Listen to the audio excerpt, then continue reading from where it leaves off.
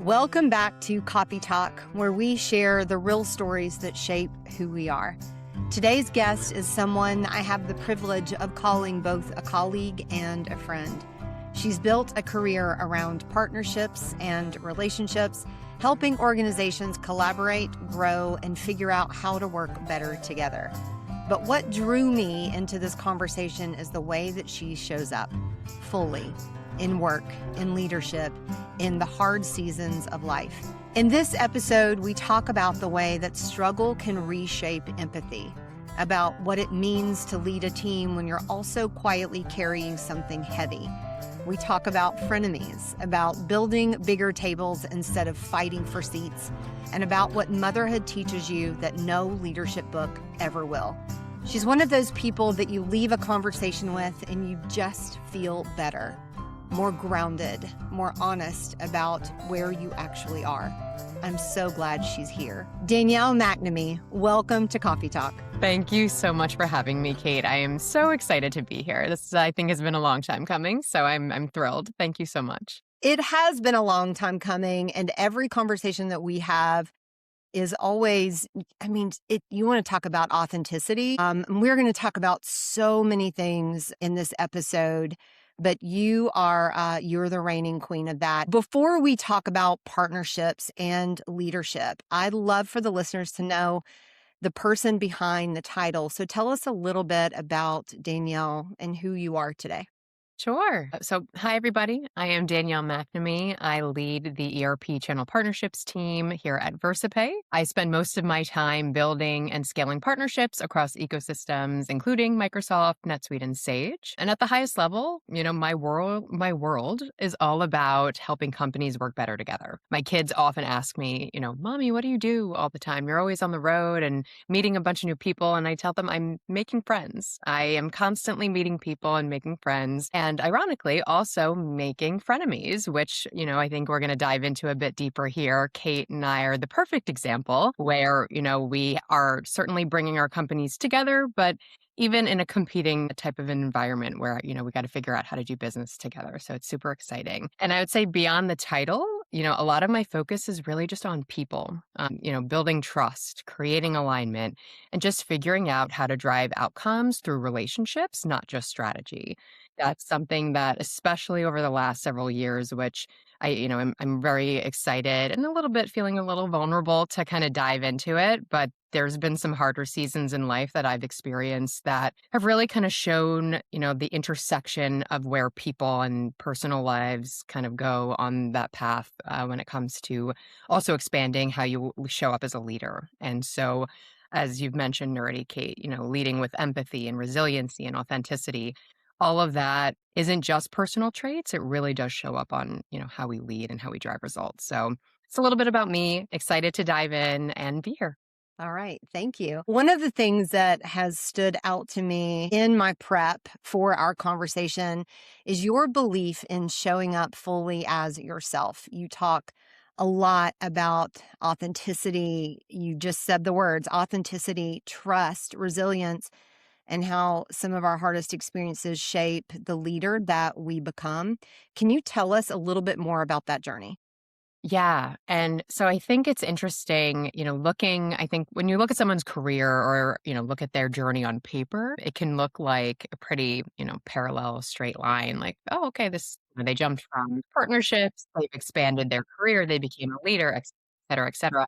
But I think for me, it definitely doesn't feel like a straight line. There have been quite a few parallel paths that I've experienced while building my career that has shaped who I've become as, how I show up at work, and something that, is very personal, but something that has made me a better person in general. I was, going through a really difficult season, and one of those seasons being when I was becoming a mom. And, for me, I wanted nothing more to have a really exciting career, but also have the life of growing my family and being a mom. And unfortunately for me, it wasn't an easy path. And so through that, I've had to experience infertility. I went through IVF, and, these are those types of journeys that some people share openly and many people don't. And it can feel very lonely. And it's also kind of the expectation that you still got to show up at work and you still got to put on your hat and do your best. And, going through these difficult moments and years really of my life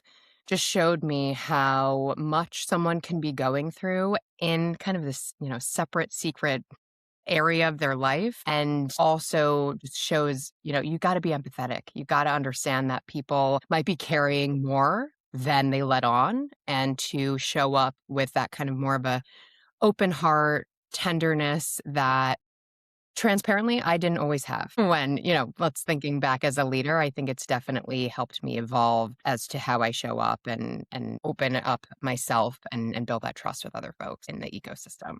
Wow, Danielle, thank you for sharing that. I definitely hear that the empathy in your story. It seems that experience changed not only how you saw yourself, but also how you actively connect with other people. What did that season teach you about yourself? I think so. Before I had gone through infertility, before I had gone through IVF, I still am a type A. I like to be in control. Let's put it that way. Yeah, I think there are many women that I know in this ecosystem that are successful and driven. And, these are the traits we have. And unfortunately, this season of life, there was so much uncertainty. There was so many moments where I was not in control. And that was extremely difficult for me. And it really kind of helped me understand that there are going to be moments in time, whether it be personal, professional, that you can't control. So how are you going to overcome, and how are you going to get through these difficult days and challenges? And it really helped me kind of, figure out other ways and other paths to, have that kind of control over my central nervous system, which seems silly, but it impacts every part of your life. And the uncertainty, I think, just taught me that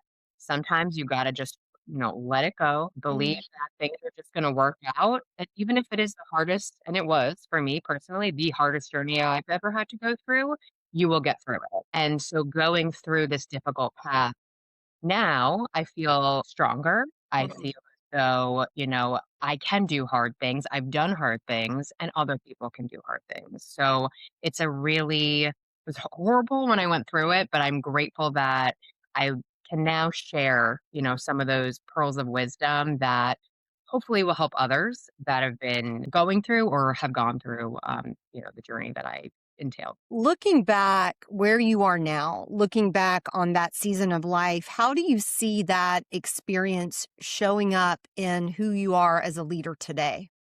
Yeah, I think about it often. And I remember a very vivid moment in my career back. It was right when I had first transitioned out of educational sales into partnerships, and I was leading a team. And this was right before COVID. So let's say like 2019. It was before I had kids, and we were still in an office. And I had one of my team members who had a daughter, and she would come in a little bit early to the office, and then she would leave every day at 5 o'clock on the dot. And I used to always kind of think, oh, maybe she should stay like an extra 30 minutes. Like, we really got to get this project done. And I used to always have this mindset of like, she should really, give it a little bit more time, put in the extra effort. And then I went through my journey of infertility. I had my own kids. I started to really reflect on that specific moment. And it really made me reflect to be like, wow, I really wasn't being fair. And now that I'm a mother myself, I would have done the exact same thing, because your kids become your top priority and you got to do whatever you got to do. And if that means you're leaving at 5 on the dot to get your child from childcare, that's what you're doing. And she always, showed up in other ways. And it just really made me just kind of reflect to be like, you got to be more empathetic, Danielle. Like, not everybody, just because they're not at the standard or the expectation that you've created in your head, everybody has a million and one other things going on in their lives. And especially when you become a parent, so much shifts that it's just one of those reflection points that I'm always like, wow, I really wish I was kinder to, setting those expectations of my team. And now that I am a parent, now that I've gone through the journey that I have, I am so much more empathetic. Like, whatever you need to do, you go do that for yourself, for your family.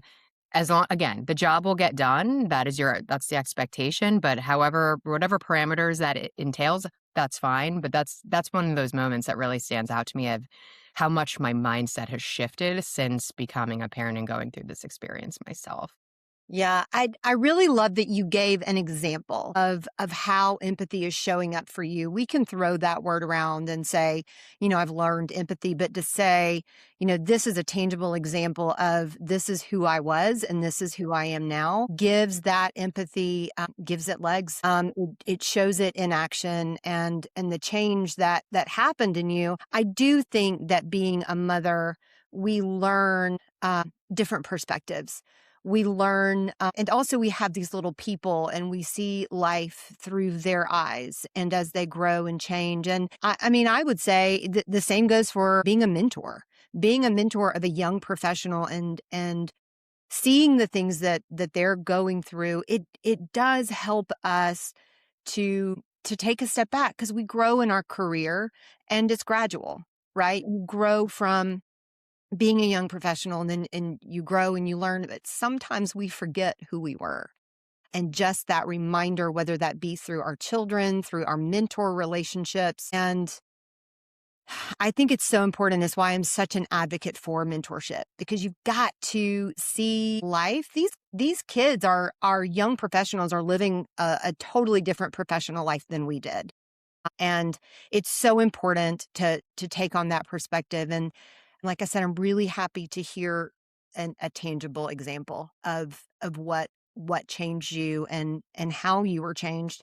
You work in partnerships, which can be very complicated relationships. These are companies collaborating one day and competing the next. Danielle, I don't have a competitive spirit anyway, but I've never felt a competitive spirit when we've been together. I've felt nothing but camaraderie and collaboration and opportunities for how we can work together. There's nothing that I would want more than for us to collaborate with an end user to make their journey better.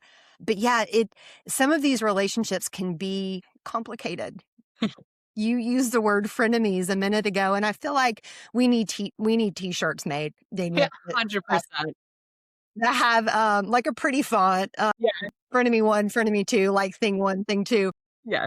You use frenemies to describe some of the partner relationships that you're navigating, and I really love that. It makes it a softer relationship. Walk me through what that looks like in a real conversation or a real deal.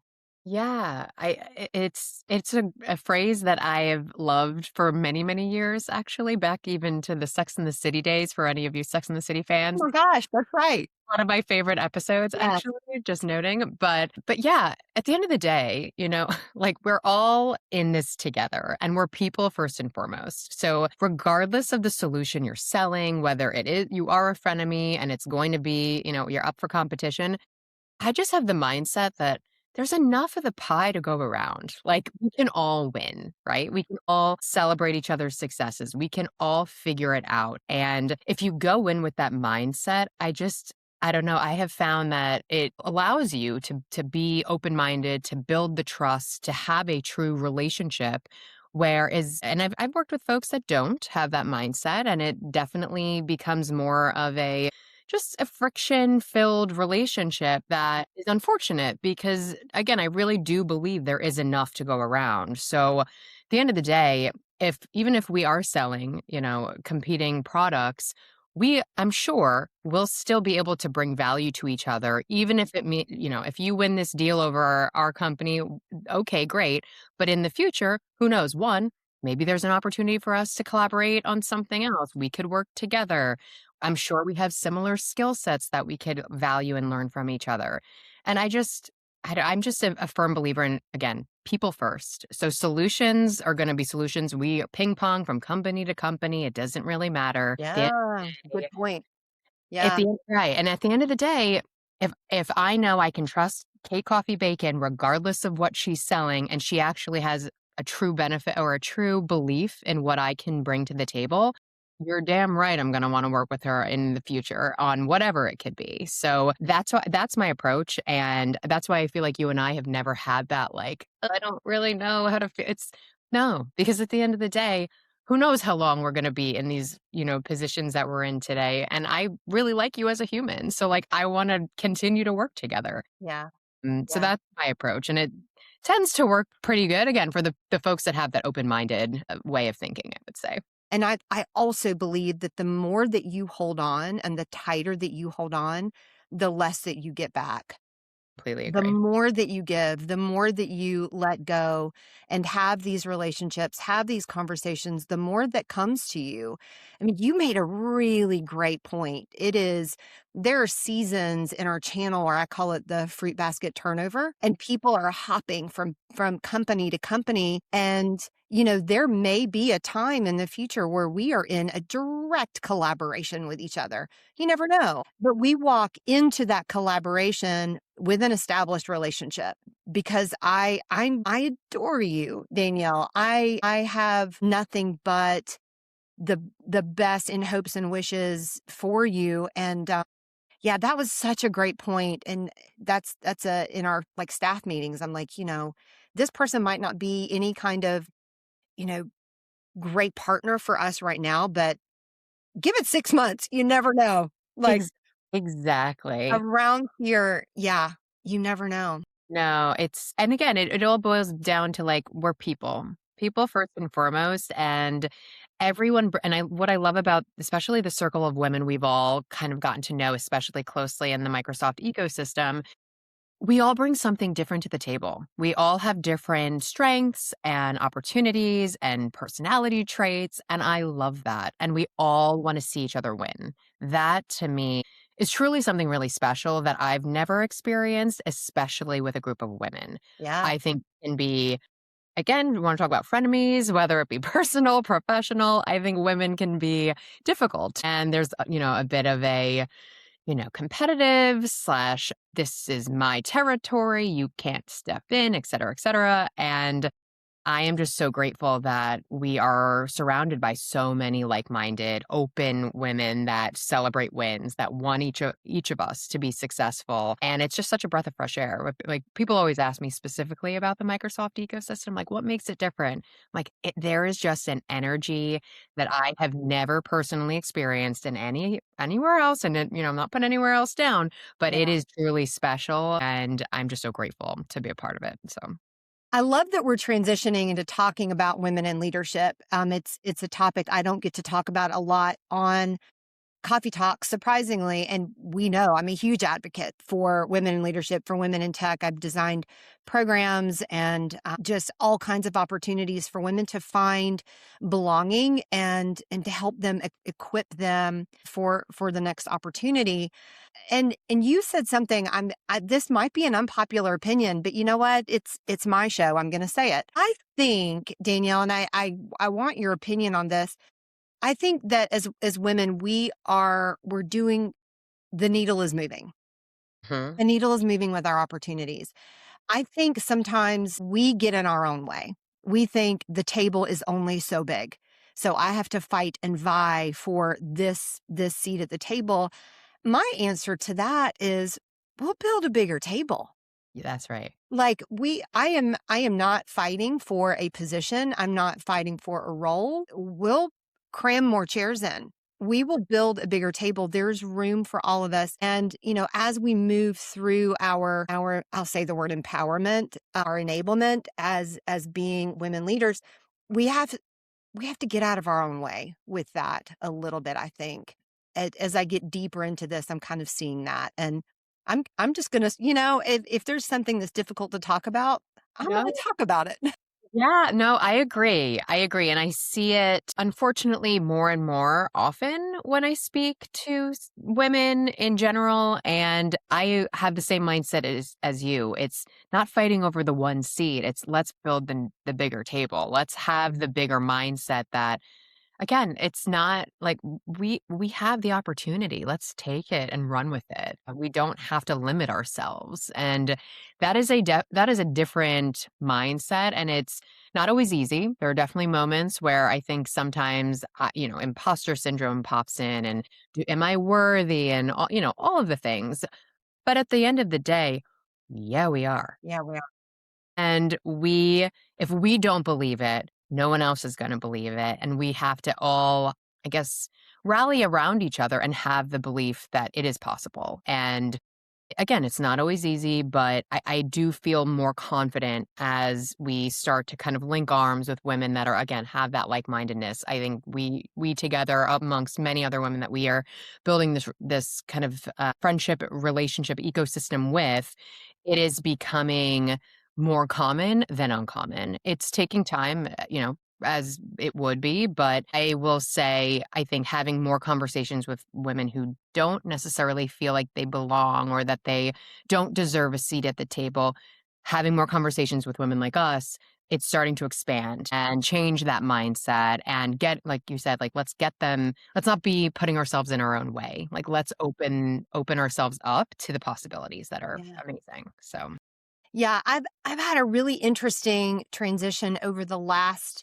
8 or 9 months, probably since She Builds at Community Summit last year, and I get to have all of these hallway conversations with women that just come up to me and they speak so openly, so freely with me, and I do not take that for granted. That is such a gift to have that and to hold that space and take that message and do something with it. Like we were talking about with empathy, like what are you doing with it? How are you, how are you giving that legs? And these are some of the conversations that I'm having is, it's the imposter syndrome, which is not, that's not a stranger to anyone. If you have a beating heart, you have imposter syndrome. But just creating more of an awareness and an open dialogue around that and how can we help each other and who can be your anchor? Who can be your anchor point to get through, when that doubt, when that question kind of rises, and it's normal. I think we think that there's something wrong with us, and it's completely normal. percent. We're Yeah. again, we're human. We're people. The bottom line, we're all doing our best. We're all doing this. We're trying our best to make it work. Be it whether we're parents going through a difficult, Yeah. hard season, you name it. We're Yeah. doing our best. That's Yeah. it. You've mentioned when you work alongside other women that have gone through difficult seasons, there's an unspoken understanding. And could you talk more about that? Yeah, I feel as though there is this expectation that, at least in the past, I think I've kind of evolved over the last several years that I've gone through my own hard season, that, you need to show up one way at work and be professional, and you need to kind of keep your personal life to the side. And you gotta, you can't muddy the waters at work. Let's just put it that way. And I've learned, and for good or bad, I am who I am and I'm going to be authentic and I'm going to share me fully at work. And so that people understand that I'm real. And I think it's helped people feel comfortable and feel open and a trusted bond that if I'm going to share, and again, I think everybody has the threshold of how much they want to share, how open they want to feel. And I totally respect that. But I personally felt very alone when I was going through my IVF infertility journey because nobody talked about it. I didn't know anybody that went through it. And I didn't want other people to feel that way. So, when I was having conversations, whether it be with women in the partner ecosystem or women at my current company that were either going through, infertility or IVF or I had a sense that something was going on, I always proactively shared my own story to just kind of set the tone that, listen, you don't have to share, but I will. And this is what I've gone through and how hard it's been for me.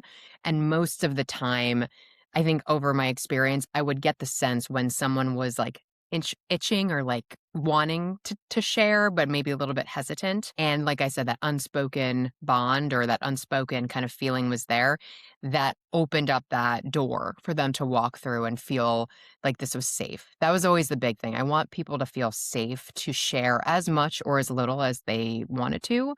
And I am grateful that, I've had other folks and women in particular that have shared their journeys with me too.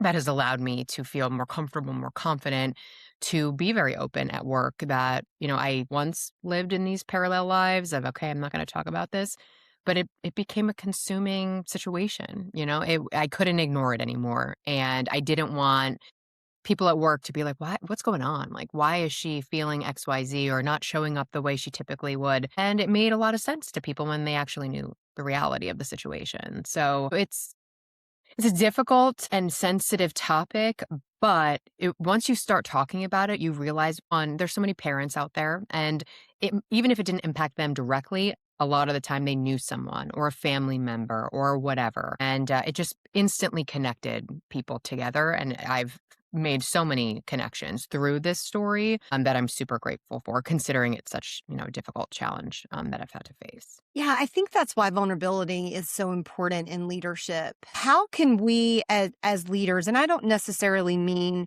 leaders in our workplace, but leaders like in our community, how can we create more of these environments? Yeah, that's a great question.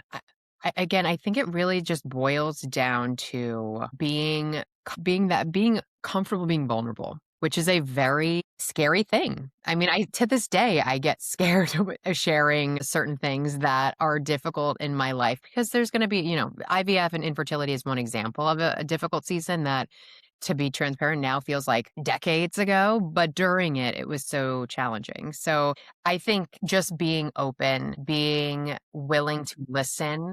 I've learned over not only being empathetic and authentic, but really being a good active listener. That to me, as a leader, as just a human being, asking questions and listening to whatever it may be and whatever someone is willing to share, people instantly feel better. People instantly feel like the guard is going down. Oh, this person actually cares about what I have to say. And again, whether it's professionally, personally, I just want to know you as a person. And I think just building a community where it's not just about, talking about me, but take a pause and let me get to know you. Like, let's ask some questions. Tell me about yourself. Are you a parent? What are you interested in? How do we connect? Where are you from? All the simple things that could potentially make someone feel valued and feel safe and feel as though they matter. It seems so simplistic, but at least from conversations I've had with many coworkers and personal and family members in my life, not enough people ask questions. Not enough people are active listeners, and that is something that is constantly brought up when I'm talking with people. And I just think it's such a undervalued skill that people should bring to the table to make people feel safe and comfortable to be vulnerable. But it is absolutely one of those skills that you can lean into and learn and be better with it. It's certainly something that I'm working on as the host of a podcast, leaning in. And, for a long time, it might be a generational thing, but I didn't feel comfortable asking questions, right? Okay. I was like, I don't want them to think I'm nosy, or Sure. Sure.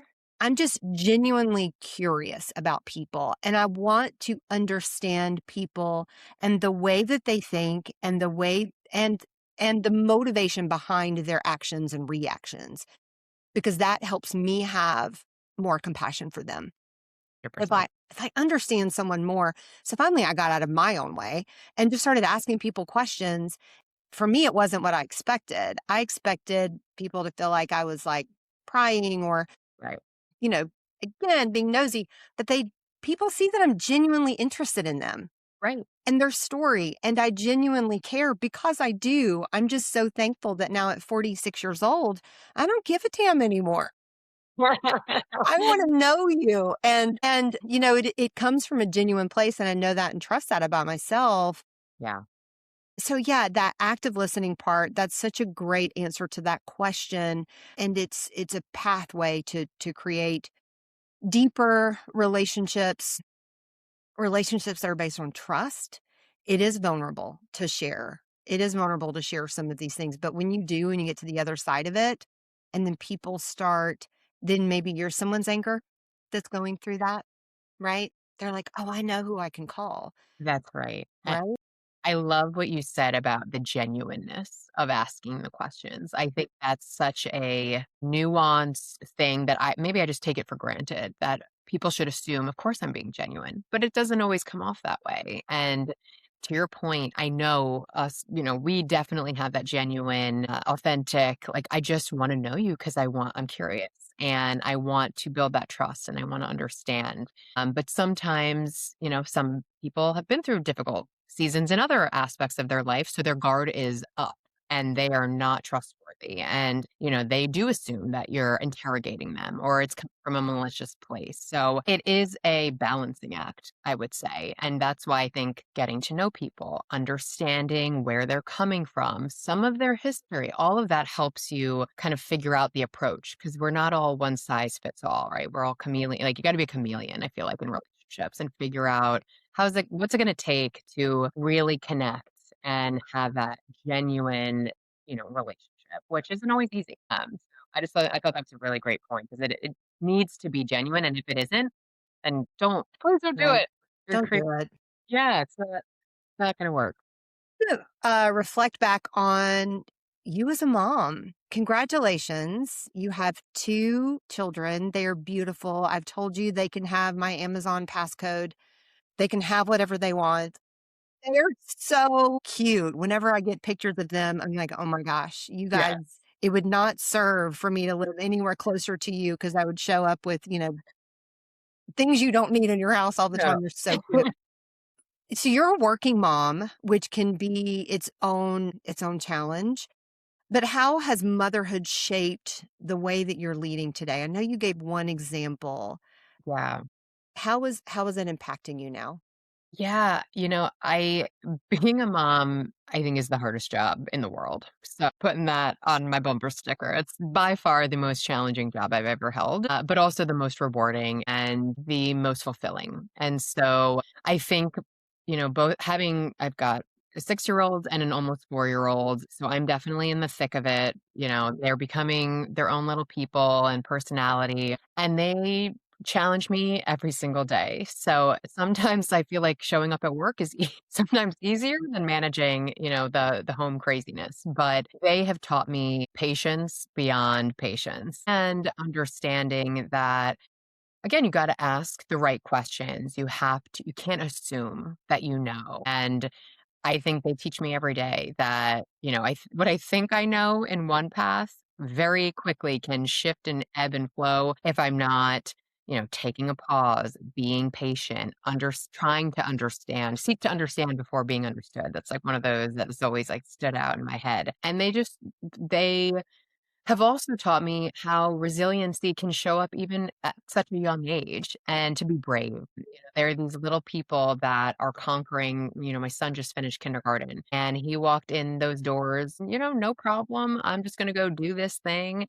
And, today was actually his last day of kindergarten and he learned how to read, learned how to write this year. It was a really big year. And just seeing his growth, I'm just so proud of it. And so, taking all of the lessons that they teach me literally every single day and kind of slowing down how I show up as a leader, seeking to understand, asking the right questions, showing up with empathy and patience.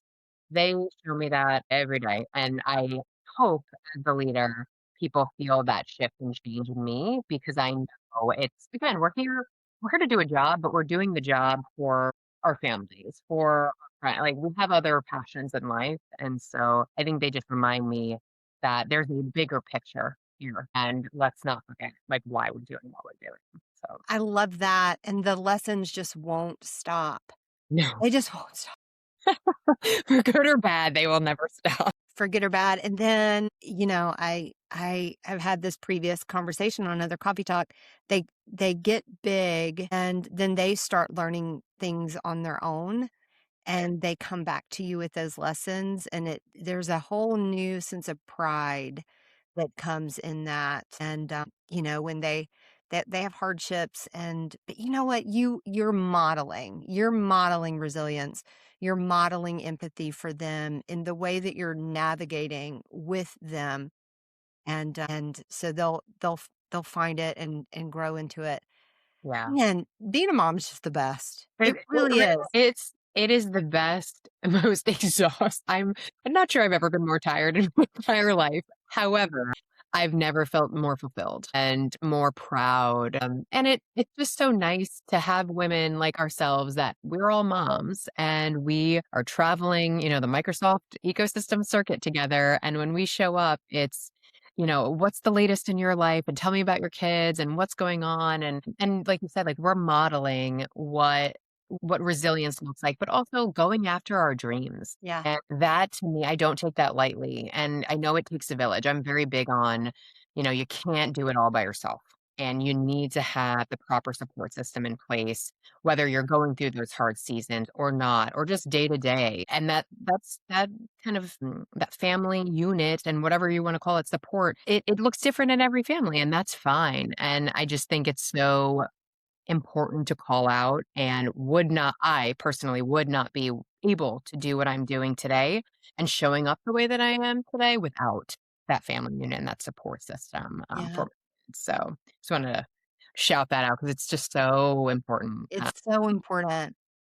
Yeah. We know several women that are not mothers, and I keep turning back to mentorship. Yeah. And a lot of these same lessons can be picked up in mentorship, and a lot of that pride that comes in seeing that growth that maybe you were a part of helping to manifest, to see. I have younger team members and young professionals on my team now. Like, I'm in this headspace of looking back and asking myself these questions about me as a younger professional and how was I showing up. You can't help but, right, in this mentorship phase that I'm in. So I'm Yeah. going to turn this question on you. Sure. This is a question I've been like literally journaling right now Okay. Okay. to kind of get back in touch with who I was as a professional, young professional. When you think about the younger version of yourself just starting in your career, Mhm. what would she be the most surprised to learn about the leader that you are now? Great question. I think she'd be shocked to see how patient I've become and how empathetic. I mean, I've always considered myself empathetic, but I was not empathetic back, in my very early years, to who I am today.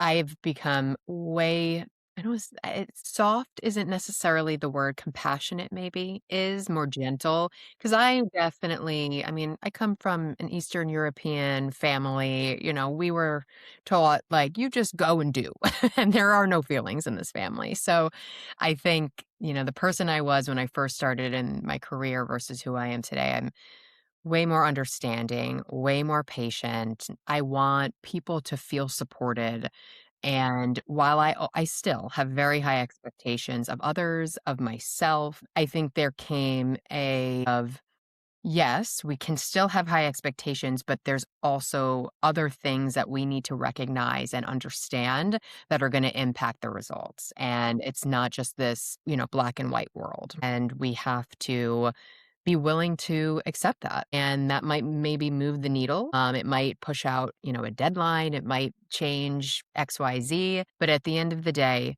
people who feel loved, supported, and truly safe and trusted are going to go the extra mile, and versus the ones that are constantly feeling, interrogated or micromanaged, or, I have some stories back in my early days of managing people. Horrific. I'm not proud We of it. all have them. You just But yeah. learn. You But learn. you're right, exactly. Yes, I share them often with newer, leaders today, and you just I'm so much more patient and understanding than I once was, for sure.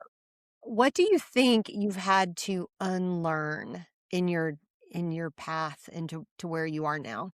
Yeah, that's a great question. I feel like I've had to unlearn that everyone is created equal, or in the sense of, or like everyone shows up the same. Maybe that's better Yeah, way to put that's it. a big one, Danielle. That's a big Yeah. one. Yeah. Yeah, like, well, everyone's gonna show up the way that I show up, and so that's just gonna be the way that it's gonna be, and to give people grace and to meet people where they can meet you.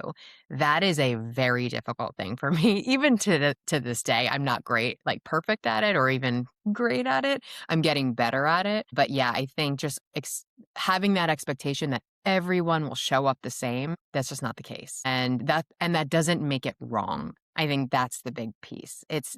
That's just the way it is. And so you have to, again, meet people where they're able to meet you and have sometimes difficult conversations, but you still have to have an openness to doing so. I think that's been a very difficult learning for me over the years, for sure. A couple of years ago, someone that I was working with had that conversation with me. She literally sat me down and looked at me and she said, not everyone is going to show up the same way that you do. And you have to understand that as a leader, and you cannot have the same expectations on everyone else that you have on yourself. And I was like, but what does that look like on a Tuesday? Right? Like, that's such a great concept. Yes. And I had to settle into that truth. And yeah, I made some missteps. But you learn. I can't undo it. I can only say, you know what, I blew it. I totally blew it. And I learned, and here's what I learned, and here's how I'm going to show up differently moving Totally. forward. I think that's a really big one. Okay, as we kind of wrap up our time, I like to end with a few quick reflections. Sure. You ready? Reflection I'm time. ready. I'm ready for it. What's something you're currently saying yes to right now? Man, good question. I am saying yes to more time with my kids, which in turn is a no to some work obligations that I typically would say yes to. So, yeah, more with summer coming in, I want quality time with my kids. Absolutely. What's something you're giving yourself permission to let go of? I'm trying to let go the expectation that you gotta have it all in every single bucket all the time. It is very difficult. I constantly feel like I'm spinning plates and I'm having to carry them all at the same time. And I'm again, as much as I'm trying to give others grace, I'm trying to give myself grace to know that it's okay if you can't do it all at the same time and carry it all because it's hard. It's hard stuff. It is hard. I really love that. I'm like, retweet, ditto, retweet everything you say. Absolutely. What's one piece of advice that you'd like to leave listeners with today? I think, gosh, there's so many great topics and nuggets I think we've really hit on today. But if nothing else, for anyone listening that is also going through a hard season that maybe doesn't feel safe sharing or being vulnerable, just know you will get through it. It is one of whatever the season could be. It is when you're in the muck of it, it feels impossible to get to the other side, but you will get through it and you will be better and stronger for it. You probably are laughing, thinking, like, yeah, okay, like this is the worst thing that could have happened to me. But I assure you that the lessons you're taking from it, once you're on the other side, you can reflect back and be like, wow, like I did that and it might have been terrible, but I did it. And now I can conquer more things. So that would be, I think, my biggest takeaway for those that are going through that hard season. It's a big one. And I think the more that we go through in our life and the more that we experience, that truth becomes ours. That's right. And you see evidence of that in your life. But to have someone encouraging you and saying that can really help with navigating those difficult waters. The thing that is sitting with me and that I keep coming back to throughout your story, resilience isn't about pretending like everything is okay. I think it's okay to be Yes. vulnerable and real and honest about the things that we're going through. And when you're navigating something that feels uncertain, just to say, dude, I'm figuring it out right now. I don't I don't really know. And it's okay to say I don't know. And Retweet, having go ahead. retweet, retweet, retweet like that. I just think that Yeah. is like saying it's not like I am not okay right now is like that is everything. Like you're right. It's not. And that's okay. It's okay to not be okay. It And is. it is a hard I'm sure you felt it too, like, as a woman in a, high developing career, having children, you feel like you can't always say it, and so having you just kind of echo that out to the atmosphere, like, yes, it's okay to not be okay and to share that. Yeah. Like, I feel that in my core, so thank you for saying that, that means a lot. Yeah. Yeah, And I think it's just to have someone else come alongside you and say, "You're not alone. I exactly. get it. I'm just coming out of that season," or yeah, I've been through that, or just to have that camaraderie. Women, as women especially, we need camaraderie. Yes. We need each other, and that is the motivation behind the spaces that I try to create, is that I know how much we need each other. I see it evidenced in my own life and people like you and so many others that I do feel like I can just say, "Oh my God, this is so hard." Yeah.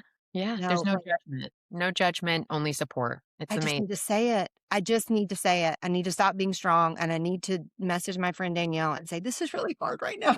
Yeah, because guess what? I'm going through it too, or I've been there and I get it. And I'm here for you. Like, tell me, spill your guts. I'm Yeah. And then you listening. feel better. Yeah, Yeah. exactly. And then you feel Exactly. better. And I think That's right. sometimes just saying the things out loud gives you the roadmap that you need to navigate, just getting it out of your brain and giving it some space. Danielle, thank you for coming on to Coffee Talk today. Again, thank you for showing up Of course. fully and wholly as yourself, your authentic self, and sharing so much of your journey. I know it will resonate with the listeners. If you are listening, thank you for spending your time with me today. You could be doing 100 other things. Thank you for tuning in. Until next time, grab a cup of coffee, have a meaningful, real, authentic conversation, and remember that some of life's most difficult chapters often become the stories that help someone else feel a little bit less alone. We'll see you next time. Thank you so much. Thank you for joining us today on Coffee Talk.